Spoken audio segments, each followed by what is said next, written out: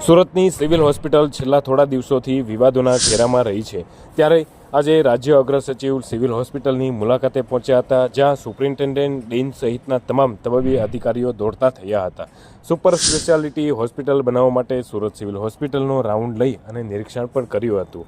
આ દરમિયાન સિવિલ હોસ્પિટલના અધિકારીઓ અને ડોક્ટરો સહિતના સૌને ખખડાવ્યા પણ હતા તેવી વિગતો સામે આવી રહી છે.